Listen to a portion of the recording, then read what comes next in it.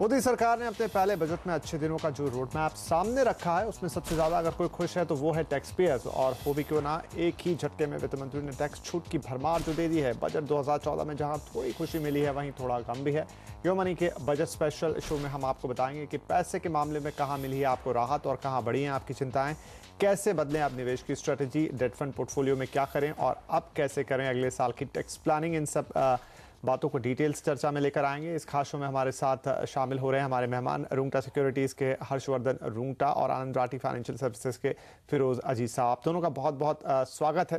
तो पहले आपसे ही शुरू करते हैं रुंगटा साहब की जो बजट में अनाउंसमेंट हुए उसमें बड़ी बड़ी बातें तो ये हैं कि आपको टैक्स डिडक्शंस मिल गए हैं, आपका स्लैब थोड़ा बढ़ गया है, होम लोन लेते हैं तो और फायदा है, लेकिन क्या ये पर्याप्त हैं?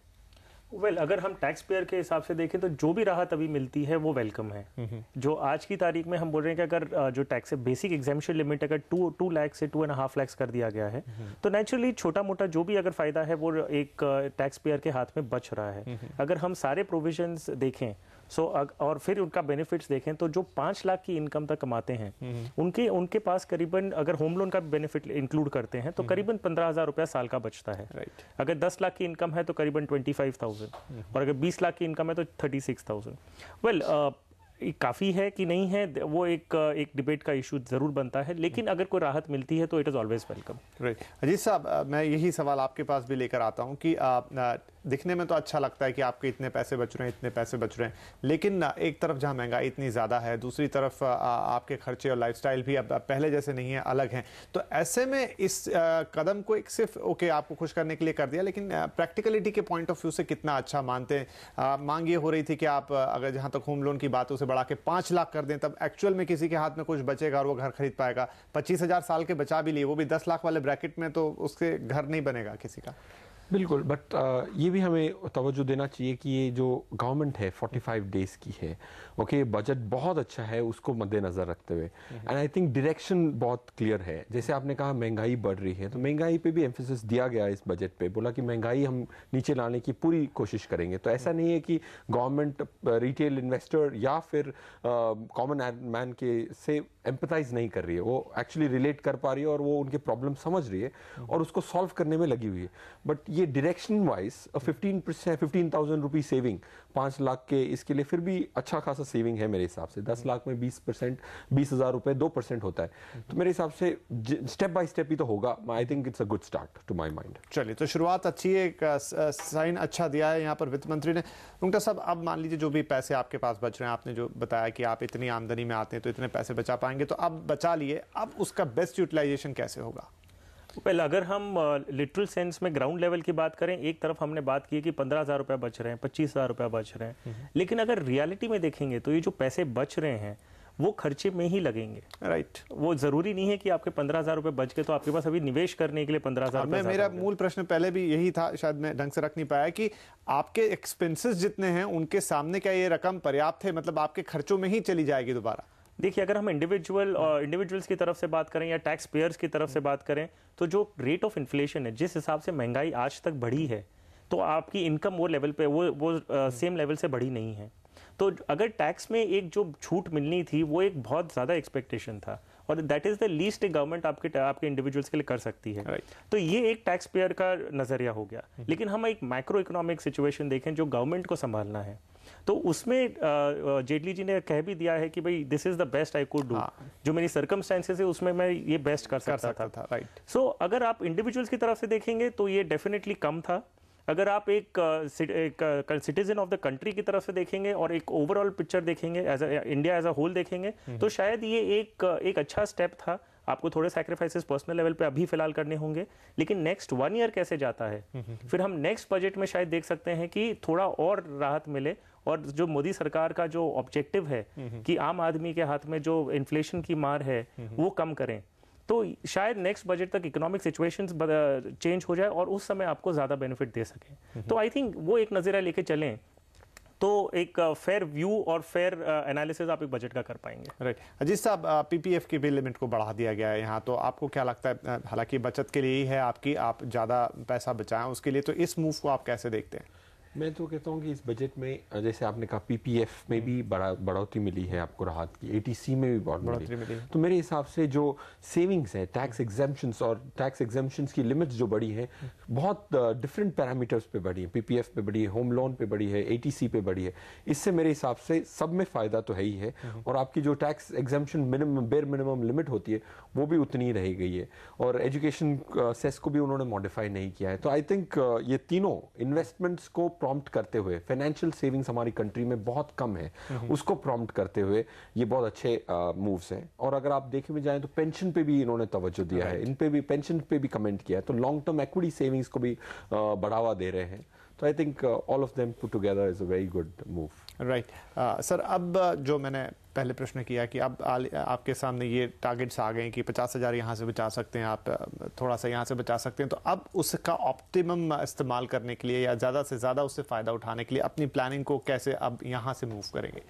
आप देखिए, कोई भी इन्वेस्टर को आप दो कैटेगरी में कर लीजिए। एक इन्वेस्टर होते हैं जिनके पास कैश सरप्लस है। सो टेक्निकली अगर हम बात करें, एक मेट्रोज में जो काम करते हैं, अगर 10 लाख के ऊपर उनकी इनकम है, एनुअल इनकम पैकेज अगर 10 लाख के ऊपर है, तो उनके पास कुछ सेव करने के लिए बचता है।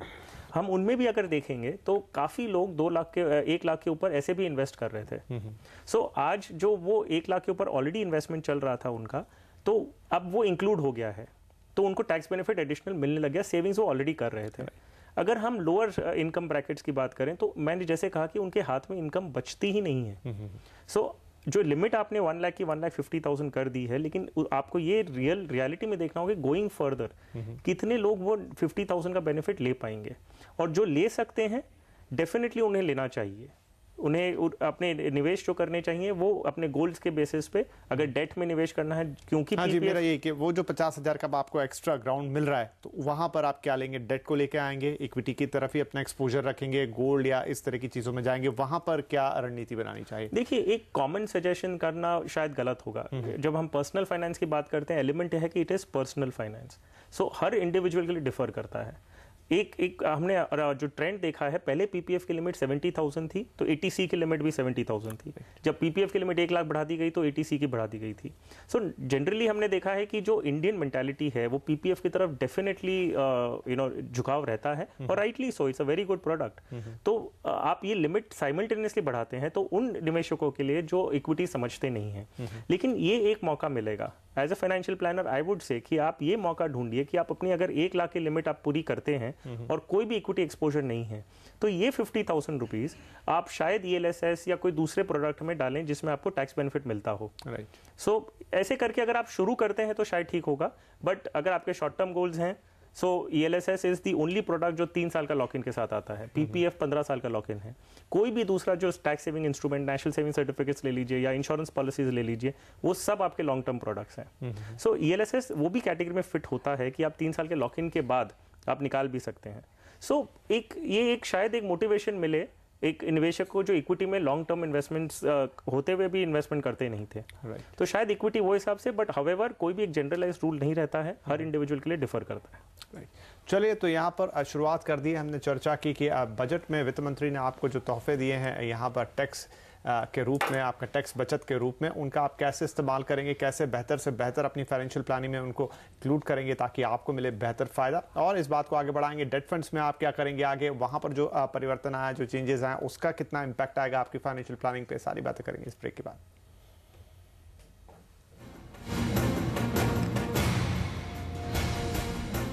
तो आपको इस बजट से क्या मिला, आपके पैसे बचत और निवेश के लिए क्या बदला, हम कर रहे हैं इस पर चर्चा। हमारे साथ बने हुए हर्षवर्धन रुंगटा और फिरोज अजीज। आइए चर्चा को आगे बढ़ाते हैं। अजीज साहब, डेट फंड की हमने बात की ब्रेक से पहले, तो डेट फंड के लिए जानना चाहेंगे कि इसमें कुल मिला के क्या परिवर्तन आया है और निवेशकों के लिए अच्छा है या बुरा है?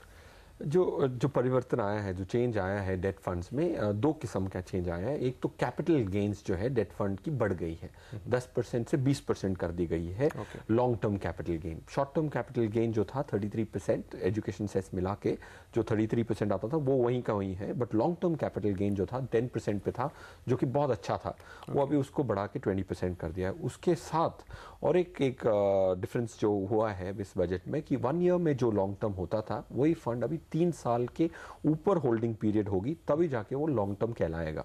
तो अब 3 साल के पहले अगर आप रिडीम करेंगे और 1 साल के बाद भी रिडीम करेंगे तो वो लॉन्ग टर्म ना कहला के शॉर्ट टर्म कहलाएगा और उसमें 33% की टैक्स लग जाएगी। तो ये एक बहुत बड़ा डेटरेंट है डेट फंड्स के लिए। बट आई थिंक अगर इन्वेस्टर इन्वेस्ट कर रहा है 3 साल के टाइम फ्रेम से तो उसको इम्पैक्ट पड़ेगा ही नहीं, क्योंकि इंडेक्सेशन परमिटेड है। इंडेक्सेशन अगर परमिटेड नहीं होती तो बहुत प्रॉब्लम होता, बट इंडेक्सेशन परमिटेड है। तो 3 साल बाद अगर आप इंडेक्सेशन के साथ 20% दे रहे थे, देंगे वही चीज आप पहले भी दे रहे थे, तो उसमें चेंज ही नहीं होगी अगर आप 3 साल की होल्डिंग पीरियड बढ़ा लें। और दूसरा एक भी चेंज है जो कहते हैं डिविडेंड डिस्ट्रीब्यूशन टैक्स। जब भी डिविडेंड पे होता है तो म्यूचुअल फंड कंपनी वो डिविडेंड के टैक्स को पे करके आपको डिविडेंड देती है, तो आपको कोई टैक्स देने की जरूरत नहीं पड़ती। तो अब क्या होगा कि म्यूचुअल फंड कंपनियों को थोड़ा ज्यादा टैक्स देके फिर आपके हाथ में डिविडेंड देना पड़ेगा, क्योंकि इसके कैलकुलेशन का तरीका बदला है। बिल्कुल तरीका बदल गया, पहले नेट पे था, अभी ग्रॉस पे आ गया। तो उससे क्या होगा कि 22% की जो डिविडेंड डिस्ट्रीब्यूशन टैक्स थी इंडिविजुअल्स पे इफेक्टिव थी, वो अब 28 पे पहुंच जाएगी और कॉर्पोरेट्स के लिए 33 पे पहुंच जाएगी। तो ये जो डिविडेंड ऑप्शंस हैं वो कम लुक्रेटिव हो गए, ग्रोथ ऑप्शंस ज्यादा लुक्रेटिव हैं, बट अगर 3 साल की होल्डिंग पीरियड हो तो ये 2 मेजर चेंजेस डेट फंड्स के लिए काफी आपको क्या लगता है इस ये करने के पीछे वित्त मंत्री की क्या सोच रही होगी? बिल्कुल, मेरे हिसाब से क्या हुआ था कि ये बहुत बड़ा टैक्स आर्बिट्राज था। जैसे आप एफडी में पैसा लगाते हैं तो 33% की टैक्स लगती है। अगर आप एक डेट फंड जैसे कि एफएमपीज खरीद लेते थे तो 1 साल बाद आपकी नॉमिनल नेग्लिजिबल टैक्स लगती थी इंडेक्सेशन के बाद। तो ये कॉर्पोरेट्स बहुत एक्सटेंसिवली यूज करते थे आर्बिट्राज को। ये आर्बिट्राज को ब्रिज करने के लिए और क्लैरिटी लाने के लिए और पैरिटी लाने के लिए I think finance minister has done that. I think corporates के लार्ज एयूएम्स थे। अगर आप 1 ईयर की एफएमपीज देखें तो 1.5 लाख से 2 लाख करोड़ की एफएमपीज की एयूएम्स थी इंडस्ट्री में, जो 20% ऑफ द एयूएम्स थी, उसमें से 70-80% कॉर्पोरेट्स होल्ड करते थे। तो इसका बेनिफिट कॉर्पोरेट्स को जा रहा था, ना कि रिटेल इन्वेस्टर्स को। तो इसीलिए इसको क्लैम्प डाउन करने की स्ट्रेटजी अच्छी स्ट्रेटजी रही है मेरे साथ। तो हर्ष जी, आप क्या कहेंगे कि अब ये जो कदम उठाया, जैसा यहाँ पर अजीत साहब ने एक्सप्लेन किया कि क्यों ये कदम उठाया, लेकिन होगा इसका नतीजा यही कि इस रिटेल निवेशक अब थोड़ा दूर हटेंगे? अगर हम रिटेल निवेशक की बात कर रहे हैं तो वो जब टैक्स सोच के अगर म्यूचुअल फंड में निवेश कर रहे थे, डेट फंड में निवेश कर रहे थे, तो एट द फर्स्ट स्टेप वो प्रोसेस ही गलत था। अगर आप अभी हम कंपेयर करते हैं बैंक फिक्स डिपॉजिट और डेट म्यूचुअल फंड से, कोई भी डिसीजन जब आप इन्वेस्टमेंट का लेते हैं, so tax is one of the element. लेकिन आपको ये देखना है जो फिक्स्ड डिपॉजिट्स होते हैं वो आपको एक फिक्स्ड इनकम इंस्ट्रूमेंट होता है, वो आपको पहले ही बता देते हैं कि आपको कितना ब्याज मिलेगा। अगर डेट म्यूचुअल फंड्स की बात कर रहे हैं वो इंटरेस्ट रेट से लिंक होते हैं। एक निवेशक है अगर वो चूज करना चाहता है बिटवीन द 2 प्रोडक्ट्स, अगर हम उसके अंडरलाइंग फिलॉसफी ही पहली बात अलग है। अगर डेट म्यूचुअल फंड की तरफ रुख कर रहे हैं तो वो इंटरेस्ट रेट के मूवमेंट पे कॉल ले रहे हैं। और आज की तारीख में अगर वो सिर्फ टैक्स बेनिफिट्स डिफरेंस है और वो बोलते हैं कि हम फिक्स डिपॉजिट में करेंगे, डेट म्यूचुअल फंड में नहीं करेंगे, तो शायद वो एक गलत मूव हो सकता है, क्योंकि उनकी अंडरलाइंग फिलॉसफी डिफरेंट है। आप एक इंसिडेंस मान लीजिए, अभी अगर हम एक एनालिसिस करें, गवर्नमेंट ने भी एम्फोसाइज ये बजट में किया है कि वो इन्फ्लेशन पे डेफिनेटली ध्यान रखने वाले हैं। अगर इन्फ्लेशन नीचे आता है, उसके साथ साथ में अगर ब्याज दरें भी घटती हैं, अगर आपने 15% गेन, मैं नहीं कह रहा हूं कि 15% रिटर्न आपको डेट फंड से मिलेगा, लेकिन एक एग्जांपल के लिए हम देखें कि अगर आपको डेट फंड में एक पीरियड में 1 साल के पीरियड में आपको अगर 15% रिटर्न मिलता है और उसमें आप शॉर्ट टर्म कैपिटल गेन्स भरते हैं, क्योंकि हम 1 ईयर का होराइजन ले रहे हैं, आप शॉर्ट टर्म कैपिटल गेन्स भरते हैं, 30% टैक्स भरने के बाद भी आपके हाथ में कितने रुपए आते हैं? करीबन 10-10.5% आपको फिर भी आपके हाथ में आएगा। दूसरी तरफ आपके पास फिक्स डिपॉजिट है जो आपको 8.5-9% टैक्सेबल आज की तारीख में ही दे रहे हैं। आप अगर टैक्सेशन को देख के आप फिक्स डिपॉजिट की तरफ जा रहे हैं, इन स्पाइट ऑफ अंडरस्टैंडिंग कि शायद डेट म्यूचुअल फंड्स में रिटर्न्स आपको ज्यादा मिल सकते हैं, तो आपका डिसीजन मेकिंग गलत हो जाएगा। जब आप इन्वेस्ट करते हैं, आपको ये देखना है कि अंडरलाइंग फिलॉसफी क्या है, आप कहाँ कंफर्टेबल हैं। एक बहुत बड़ा सेगमेंट है जो डेट म्यूचुअल फंड में कभी आता ही नहीं था, क्योंकि फिक्स्ड इंटरेस्ट नहीं मिलते थे उसमें, वो बैंक एफडी की तरफ ही जाते थे। और जो डेट म्यूचुअल फंड की तरफ निवेश करते हैं वो इंटरेस्ट रेट मूवमेंट समझते हैं। तो अगर वो समझते हैं तो आज की तारीख में दोनों एट पार हैं। ऐसा नहीं है कि म्यूचुअल फंड बिलो पार हो गया है, कि वो अनअट्रैक्टिव हो गया और एफडी फिर भी बेटर है। फ्रॉम द टैक्सेशन पर्सपेक्टिव दोनों एट पार हैं। अभी आपको डिसीजन लेना है कि आप कौन सा चूज करते हैं, अज्यूमिंग दोनों taxation rates are the same, और आप इंटरेस्ट रेट मूवमेंट्स पे बैट करना चाहते हैं, हम म्यूचुअल फंड में फिर भी आएंगे। और आप अगर वो चीज से कंफर्टेबल नहीं थे पहले, आज भी नहीं होंगे, आप फिक्स डिपॉजिट आप फिर भी करेंगे। सो इम्पैक्ट वैसे देखा जाए तो कुछ बहुत मेजर होना नहीं चाहिए। चलिए, ज़्यादा इम्पैक्ट नहीं होगा। एक और इसमें है कि वित्त मंत्री ने यहाँ पर उसकी डेट्स को लेकर कुछ क्लैरिटी नहीं रखी है, जो हम चर्चा कर रहे थे ब्रेक के दौरान। तो उसका आगे क्या होगा कि आप शॉर्ट टर्म कहाँ से काउंट करेंगे? क्या जितना गैप बजट और फाइनेंशियल ईयर के बीच में रहा, क्या इसमें भी काउंट होगा या कोई क्लैरिटी आती हुई दिखेगी आगे? वेल एक्चुअली ये जो पॉइंट है वो बहुत ज़्यादा प्रॉब्लमेटिक पॉइंट है। अगर हम फाइनेंस बिल पढ़ते हैं उसमें लिखा गया है इफेक्टिव डेट 1 अप्रैल 2015, लेकिन उसमें यह भी लिखा गया assessment year 15-16, which means previous year आपका करंट 14-15 होगा। तो इसमें दो इश्यूज हैं। अभी हम almost half we are almost half through a few months through this financial year. अगर आप गोल पोस्ट अगर मैच के रूल्स अगर आप फाइनेंशियल ईयर स्टार्ट होने के बाद चेंज करते हैं, तो जो भी डिसीजंस अप्रैल से आज तक लिया गया है और कोई इन्वेस्टर अगर एग्जिट कर चुके हैं, 1 साल का लॉन्ग टर्म समझते हैं, उनका 12 महीने का जो पीरियड था वो मई में खत्म हो गया और उन्होंने एग्जिट कर लिया, और अब आप कहते हैं जुलाई महीने में कि आपको उस पे भी शॉर्ट टर्म कैपिटल गेन्स लगेगा, तो इट इज नॉट फेयर। ये एक बेसिकली रेट्रोस्पेक्टिव टैक्स के जैसा का सिचुएशन हो गया फॉर इंडिविजुअल्स भी। दूसरी बात यह है कि आप ये सोचिए, किसी ने अगर 1 अप्रैल 2015 से लागू होता है और फाइनेंशियल ईयर 15-16 लेते हैं, जिन्होंने 2 साल पहले 24 मंथ्स की एफएमपी ली थी और वो मैच्योर हो रहा है आपका 4 अप्रैल को, तो वो आज की तारीख में वो शॉर्ट टर्म गिना जाएगा। जो ओरिजिनली जब उन्होंने 2 साल पहले निवेश किया था, उन्होंने लॉन्ग टर्म और डबल इंडेक्सेशन बेनिफिट्स सोचते हुए डाला था। तो ये जो है ये एक बहुत ही ज्यादा नेगेटिव इंपैक्ट होगा फॉर एग्जिस्टिंग इन्वेस्टर्स। जो फ्रेश इन्वेस्टमेंट करने वाले, तो आई थिंक वो तो आईज ओपन करके ही कर रहे हैं, तो उनके लिए बहुत ज्यादा प्रॉब्लमेटिक नहीं है। तो अजीत साहब, अगर पुराना अनुभव देखें तो आमतौर पे जब इस तरह की दिक्कत पेश आती है कि किस तरफ जाएगी चीज़ें, जो इन्होंने कहा कि नुकसान हो जाएगा पहले जो सोच के लिया है, और अब इन 3 महीनों के दौरान क्या हुआ, जिन लोगों ने एग्जिट कर दिया उनका क्या होगा, तो आमतौर पर इतिहास को देखते हुए क्या है, गवर्नमेंट किस तरह के डिसीजन लेती है? क्या उसको अगले फाइनेंशियल ईयर से ही लागू करेगी, भले ही अभी बजट में बता दिया है?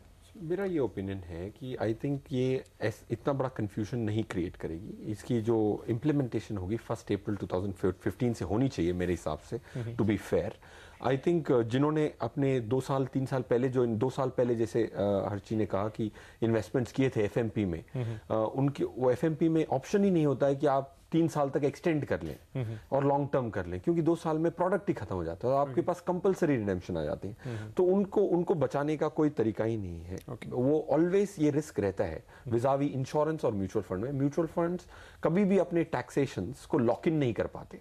जैसे इंश्योरेंस में आपने अगर टैक्स जिस दिन खरीदा, वो टैक्स जो लागू था वही लागू रहता है मैच्योरिटी तक। बट म्यूचुअल फंड में वो रिस्क ऑलरेडी रहता है, और वो डिस्क्लेमर्स में भी रहता है की इंफॉर्मेशन मेमोरेंडम्स में म्यूचुअल फंड्स की, कि आपने जब खरीदा वो जब टैक्स लॉस थे वो एप्लीकेबल नहीं होंगे जब आप रिडीम करेंगे। तो ऐसे कभी बैड लक हो जाता है कि आपने ऐसा प्रोडक्ट खरीदा है कि उसकी एक्सटेंशन नहीं हो सकती, आपकी automatically short term capital gain लगेगी, उनका शायद बचाव नहीं होगा। जी, आप अगर हम एक हाइपोथेटिकल सिचुएशन समझे, आज हम जब इन्वेस्टमेंट्स करते हैं रिटायरमेंट के लिए, हम लॉन्ग टर्म इन्वेस्टमेंट्स कहते हैं कि इक्विटीज में करिए क्योंकि टैक्स फ्री है लॉन्ग टर्म। भगवान ना करे कभी 10 साल बाद आपको long term capital gains equities में भी आ जाए और आपकी पूरी जो प्लानिंग है वो शायद पूरी गड़बड़ आ जाए। सो जो भी है, but as Firoz has said कि जो tax rules at the date of redemption होते हैं वही लागू होते हैं आपको।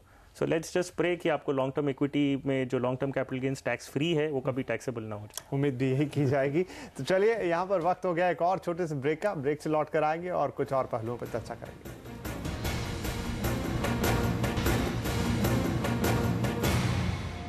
Welcome back. तो मोदी के पहले बजट से निवेशकों को कई तरह के तोहफे मिले हैं, हम कर रहे हैं इसी पर चर्चा। हमारे साथ बने हुए हैं हर्षवर्धन रुंगटा और फिरोज अजीज। आइए चर्चा को आगे बढ़ाते हैं। हर्ष जी, एक और अनाउंसमेंट ये आई है कि अब आपके इंश्योरेंस हो, म्यूचुअल फंड हो, हर तरह का जो भी इस तरह का ट्रांजैक्शन है वो सब एक ही डीमेट अकाउंट से ऑपरेट करने की बात। तो इट साउंड ग्रेट, अच्छा लग रहा है, लेकिन क्या इसमें कहीं टेक्निकल प्रॉब्लम आएंगी इतने सारे इंस्ट्रूमेंट को एक ही जगह लाने में? अगर हम देखें तो ये चीज़ बहुत पहले हो जानी चाहिए थी।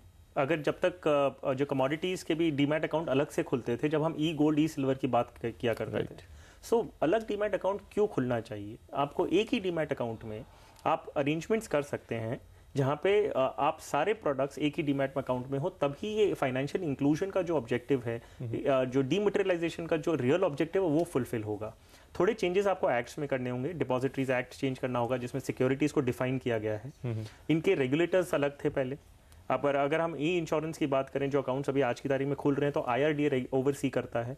अगर हम सिक्योरिटीज डीमैट अकाउंट की बात करें तो सेबी ओवरसी करता है। तो चेंजेस आपको डेफिनेटली करने होंगे, उसमें कोई डाउट नहीं है, लेकिन वो चेंजेस क्योंकि अभी सरकार ने इनिशिएटिव लिया है तो ये चेंजेस भी आ जाएंगे और ये चेंजेस जल्दी आने चाहिए।